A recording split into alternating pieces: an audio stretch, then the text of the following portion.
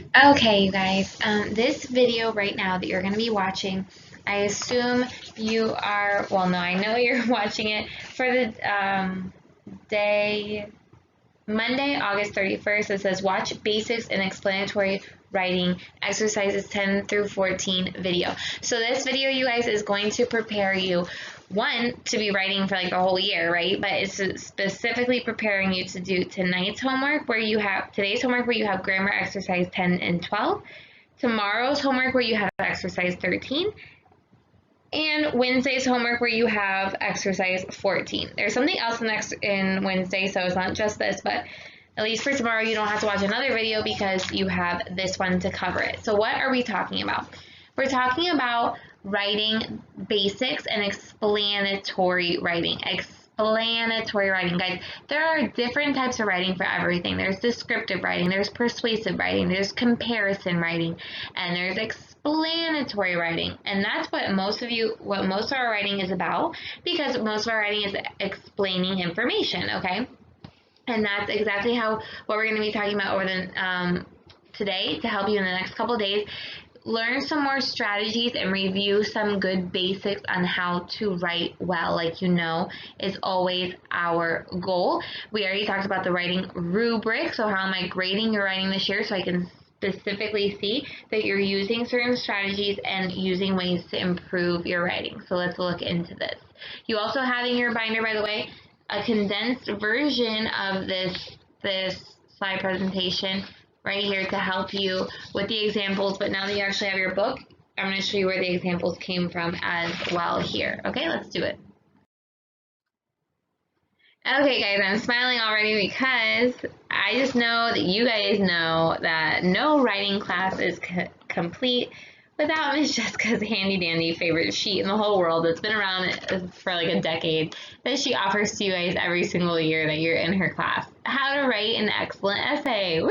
Okay, so some of you guys are telling miles by it already, but some of you guys, anytime I ask if you want it, you're like, yes, please, I need it. Okay, so there it is in your folder. Right now, we're not focused on essays. We're focused on paragraphs, but just so you know that the resources in there for the first time, second time, 50th time that you need to write an essay this year, you have your process there. How to brainstorm, how to do a topic paragraph, how to do a supporting paragraph, how to do a concluding paragraph.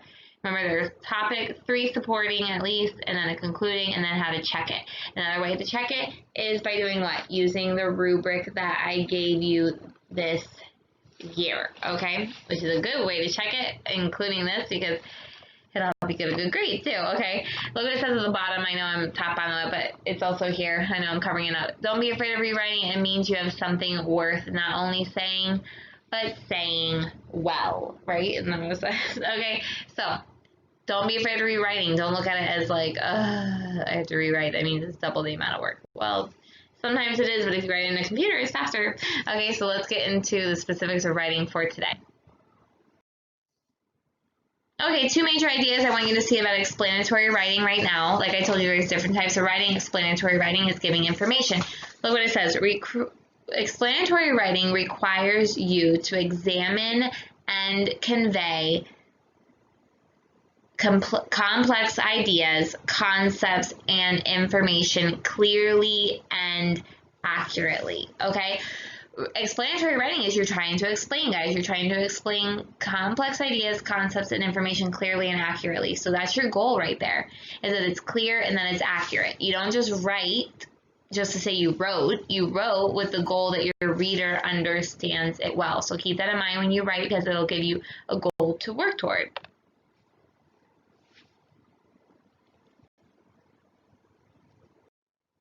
Also, the purpose of this type of writing, of explanatory writing, is to demonstrate comprehension of a topic, concept, process, or procedure. So in order to write explanatorily well, you first have to understand what you're talking about, okay? Which is why summaries are explanatory writing, opinions are explanatory writing, because you are talking about something that you know. Can you explain it in your own words? That's how you show if you understand it or not. Okay, now this is where I want you to be going and following with me in your book. Go to page Page 173. There's actually a beautiful thing about composition on page 170 about the writing process, about why we rewrite, why we brainstorm and everything like that, but we're not going to go through that today. We're going to start on 173 because our focus right now is the paragraph, where all focus should be when you are writing, right, when you first start. Today in exercise 10, so also have out your book right here, I'm going to read you the assignment that you're going to have for today. Exercise 10 says to identify the topic sentence in each of several paragraphs from your history, science, or literature textbooks. Also, see if you can spot any summarizing sentences. If you find a well-written paragraph that has no topic sentence, write down the implied topic. Okay, so the first part of your homework today, because you have exercise 10 and exercise 12, is you're going to be examining different types of writing and finding the topic sentences and the summarizing sentences, which is another word for concluding sentences, but concluding sentences that are really, really good, okay? I understand that right now you guys don't have a lot of writing, so listen to the assignment carefully. Look in an old history book if you have one, or look in your binder. In the English section is a story about the education story, Education Our Own Work, I think. I think you read it already. Let me see.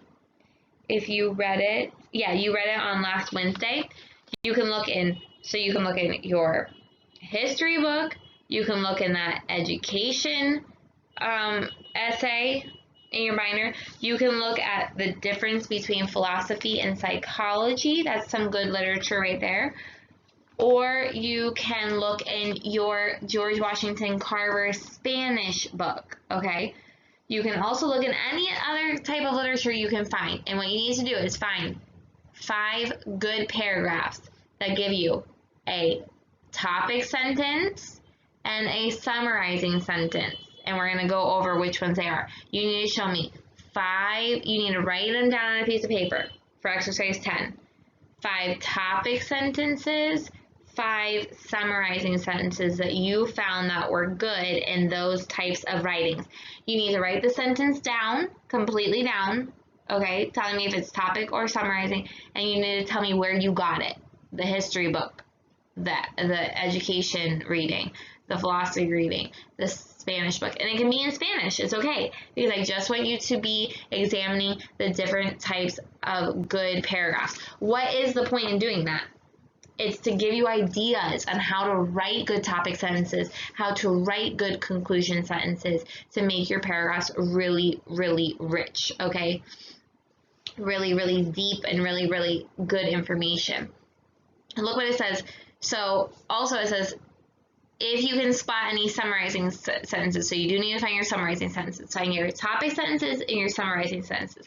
If you find a well-written paragraph that has no topic sentence, write down the implied topic. Okay, so if you find the topic sentence, put it in parentheses. In quotations, pardon. If you find an implied topic, that means that the topic sentence doesn't exactly say what the topic is, but you can tell it from the sentence, like basically what the paragraph is going to be about. Write it down. That's a good implied topic sentence, okay? So look in your book before I read that paragraph right there. Look in your book. It says, a paragraph is a group of sentences developing one topic, okay? One topic. That's the main point with a paragraph, is you stick to one thing. A paragraph contains a topic sentence, sentences supporting the topic sentence, and sometimes a summarizing sentence. What do you mean sometimes? Okay. Some conclusions are going to be really simple because you're about to move on to another paragraph and you don't need to repeat everything you just said, right? And sometimes summarizing sentences are very important. Look what it says. Good paragraphs are arranged and developed according to a definite plan. And that's what we're going to be talking about today, is what are some plans that you can have to develop your paragraph really, really well. Look at 44.1, topic sentence. The topic sentence is a sentence that states the main idea of the paragraph. We know that, okay, main idea. The topic sentence is usually the first sentence in the paragraph. For variety, however, it may be placed at the end or within the paragraph. Sometimes the topic sentence is only implied and not written. You guys right now are going to stick with putting your topic sentences at the beginning, especially if you're just writing one paragraph. If you're writing an essay, sometimes you'll change it and vary it a little bit. But for right now, while you're improving in your writing, you're going to keep the topic sentence at the beginning. So when you're looking for your 5 topic sentences, you're basically going to be looking for the first sentence in each paragraph that you look at and choosing a topic sentences that really show well what the topic of that sentence is going, the topic of that paragraph is going to be. Look at 44.2. Summarizing sentence or conclusion, right? A summarizing or clincher sentence is sometimes used at the end of a paragraph, especially if the paragraph is long. Since the end of a paragraph is a place of great emphasis, a good writer will use the last sentence or clincher to emphasize the key idea of a paragraph. Okay, so this is your chance to say, the conclusion sentence, the clincher, is it your chance to remind your reader exactly what you wanted them to remember from your writing. Okay, it's like okay guys, this is what I mean. Okay, so that they walk away remembering exactly what you wanted them to remember.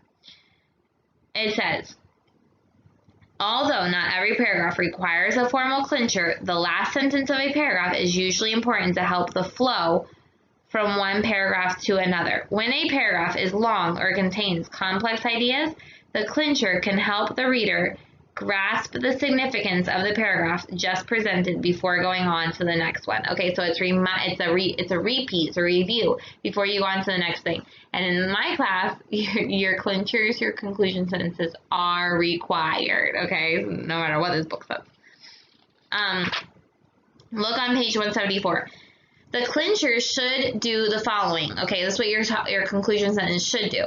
Include a key term from the topic sentence or rephrase the central idea of the paragraph. So it should rephrase. It should say the topic in different words. Look what it says in number 2. Emphasize the significance of the paragraph to the major point being discussed. So emphasize the focus. There might have been a lot of details in the paragraph, but you're going to remind us of the focus of that paragraph. This is what the clincher should not do. Look at your book. Should not focus on the next paragraph's point. Okay, don't introduce the next paragraph's point. It should not simply repeat the topic sentence. Okay, it should not state the obvious. Okay, if you're just stating the obvious, like something simple like duh, okay, like your paragraph is about how you like pizza, and then you just say it in other words, so that's why I like pizza. No, that's not what it's supposed to do. And it's not supposed to present an undeveloped fact, which means it's not supposed to start to talk about something new. We talk about that all the time, guys. Don't use your conclusion sentence to start talking about something new. Be like, oh yeah, by the way, I forgot to tell you this. Okay. Kind of like that I did on your welcome video when I was like, oh, by the way. Okay, your conclusion sentence shouldn't be an oh, by the way. So let's look at this paragraph right here. In the following paragraph, the first sentence is the topic sentence, and the last sentence is the summarizing sentence, okay? I'm not going to read the whole paragraph. I'm going to read the topic, and I'm going to read the conclusion so you can see a good example. The human instruments which God uses in great triumphs of faith are no pacifists, but great fighters like Paul himself. So what is this paragraph going to be talking about, you guys? Great fighters for God. Those that fought for God like Paul did, okay? Look at the bottom, look at the conclusion. It is impossible to be a true soldier of Jesus Christ and not fight, okay? That's a clincher. That really closes out that paragraph well. You're not going to just say, so like I said before, be a great fighter. No, you're going to give exactly the reason why. It is impossible to be a true soldier of Jesus Christ and not fight. Okay? Guys, they gave you a huge opinion of that they had. Did they even tell you it was their opinion? No. Did they use the word I? No. Okay, remember, you don't use the words I and you and we. you are credible. You're telling them you're not going to be a good soldier of Christ unless you fight for Christ. Okay, those are really good topic sentences and conclusion sentences. So your first part of the homework is to find the 5 topics and then to find the 5 good conclusion sentences and where they came from. Okay, then let's look at exercise 12. What are you supposed to do there? Okay, guys, keep looking at your book because now it's going to start telling you different strategies on how to develop your writing. Okay, develop it, desarrollar it, make it better, give it meat. Remember what we talked about? It's not always fluff. It's just not a nube where it looks like it's big and fluffy and has so much to it, but then you go to put your hands in it and there's nothing there, right? Nothing worse than reading a paragraph or reading writing that basically just doesn't say anything or just says stuff that you already know, okay? So we're going to work on strategies on how to develop your writing, and that is the different exercises that you're doing in the next couple of days are using different strategies so that you can practice it in an isolated form, and then you can try it in your writing throughout the year, okay? And remember, you can try this in your leadership notebook, you can try this in your English, you can try this in your Spanish, just all different places. So be teachable and try these strategies. Look what it says, development. Development is to develop a paragraph, write sentences containing specific details that will support the idea of the topic sentence. So the topic sentence sets the stage, right? Okay, and then it is up to you to fill it with really good information. The following are 4 common ways of developing your paragraphs. Give examples, tell incidents, those are anecdotes, okay? Give reasons, use comparison, contrast, okay? So we already know that there's different types of topic sentences, right? But now we're going to be talking about the supporting sentences inside of it. Okay, here we go. Okay, so for exercise 12, which is what you're also going to do today, you're writing a paragraph of 100 to 300 words, and I want it to be like that, okay? It's a different way of looking at it, but start to write it and then count your words and see how many words you're going to have there. So if you need to fill it or you need to cut it down, you want to do it to 100 to 300 words using examples to develop your topic. Now you do know that I require at least 8 sentences to these paragraphs, okay? So, but count your words.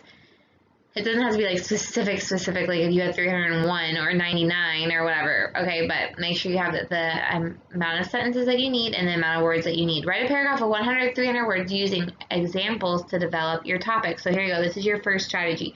Development by examples. Because remember, we have examples, incidents, reasons, and we also have a compare and contrast, but we're not going to go into that one yet. Okay, so examples. Look at this one. Look in your book, because this has the full example of this paragraph. I'm going to read this whole paragraph, because this is how you develop by examples. Job refused to turn from God when everything seemed against him, and God later blessed him abundantly. That is your topic. It's a beautiful topic, right? It's very clearly states that we're going to be seeing how Job never turned away from God, and God blessed him because of it. Look what it says. When Job's 7 sons and 3 daughters were killed, he refused to turn from God. When his 7,000 sheep, 3,000 camels, 500 yoke of oxen, and 500 donkeys were taken from him, he refused to turn from God. When he was afflicted with terrible sickness, and his wife advised him to curse God and die, he refused to turn from God. And the Lord blessed Job abundantly for his faithfulness. The Lord gave him 7 sons and 3 daughters to replace those that had been killed.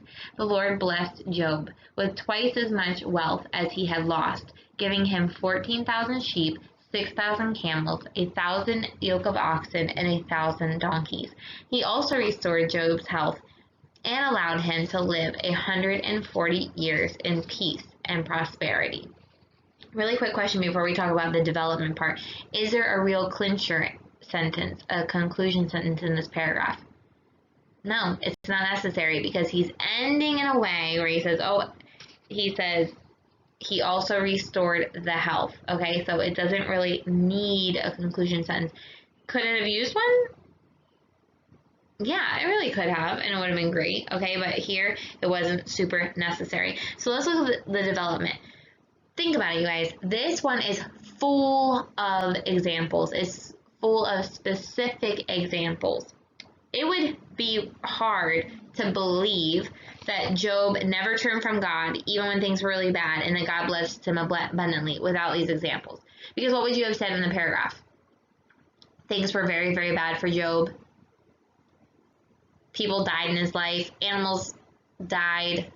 People died. But God blessed him with more, right? That's how we usually write, okay? No specific numbers.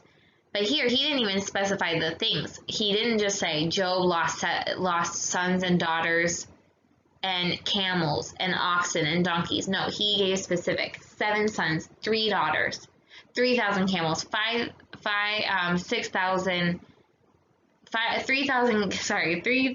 camels, 500 oxen, 500 donkeys. And when God blessed him again, he gave him 7 sons and 3 daughters, and then double, 14,000 sheep, 6,000 camels, etc., etc., etc. Okay, so it was full of examples, and that is what you're going to do today. You're going to write a sentence developing a topic that is full of examples. So look in your book, your workbook. You're going to choose a topic from one of these topics right here to write your paragraph today. 100 to 300 words. Suggested topic sentences. You have 20 suggestions right there. So there are plenty of things that you can decide which one would be the best one to develop using examples, specific examples. And that's how you're going to be graded, is whether or not those examples are good.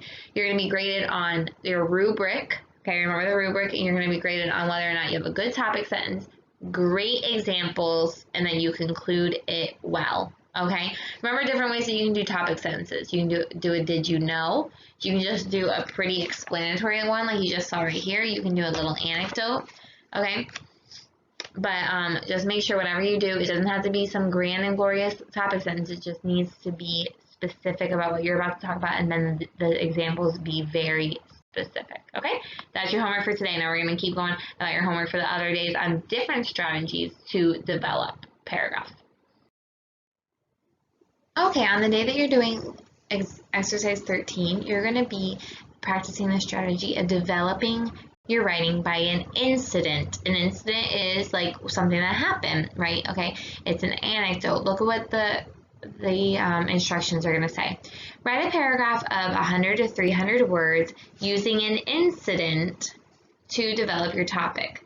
Again, you're going to use the topics right here on exercise 16. Okay, look at our example of a paragraph developed by an incident. Peter the Great, a half savage in his manners, never had pleasantry enough to play a joke, though some of his rudeness had a very comical effect. Okay, great topic sentence. To help you understand that he didn't joke around, he was just rude to people. Okay, let's see what that means.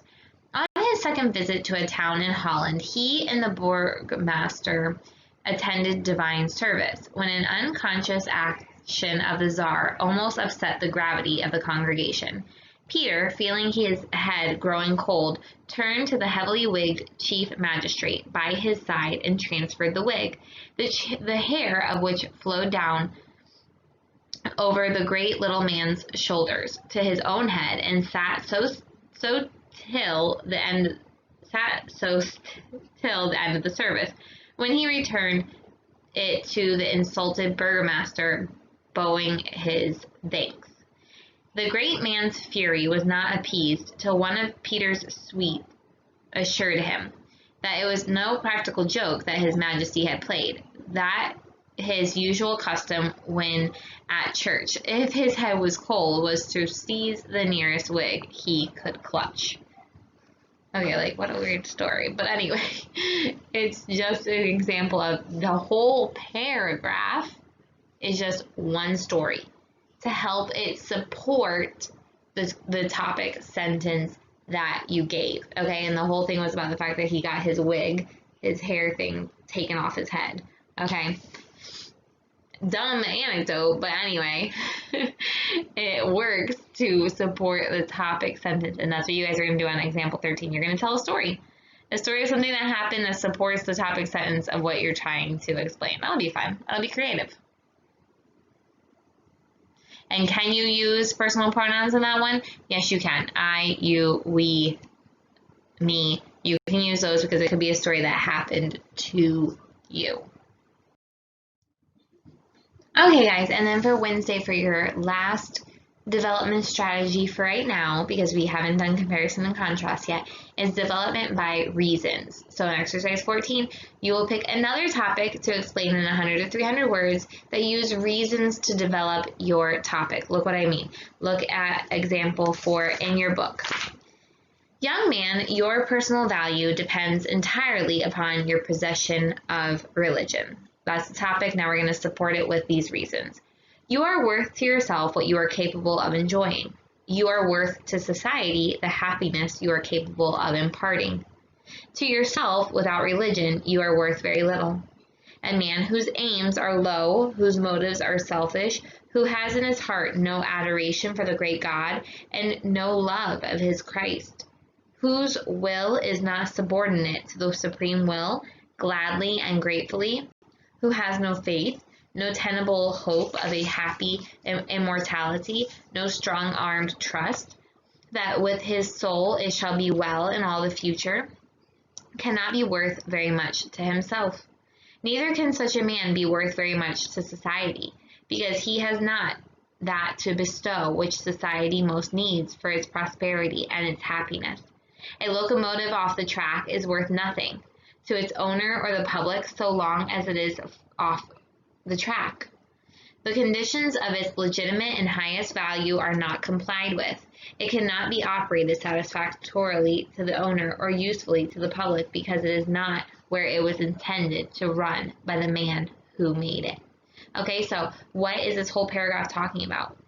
That you are of no value to yourself nor to society if you don't know what your religion is. Okay, where is your hope?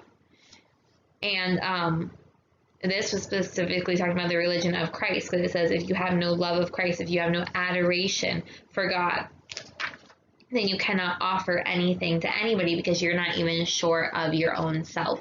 And so this is a paragraph really that's like a convincing paragraph as well, because you have so many reasons in there that the person is supposed to walk away being completely convinced of what your topic sentence was talking about. So these are going to be really fun strategies, guys.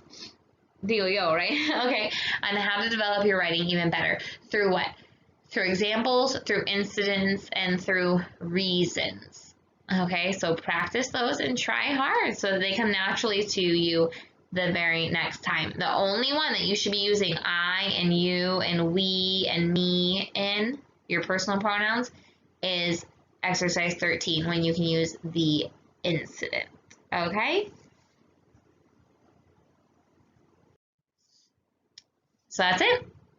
Okay, have fun learning those strategies and using them and practicing them.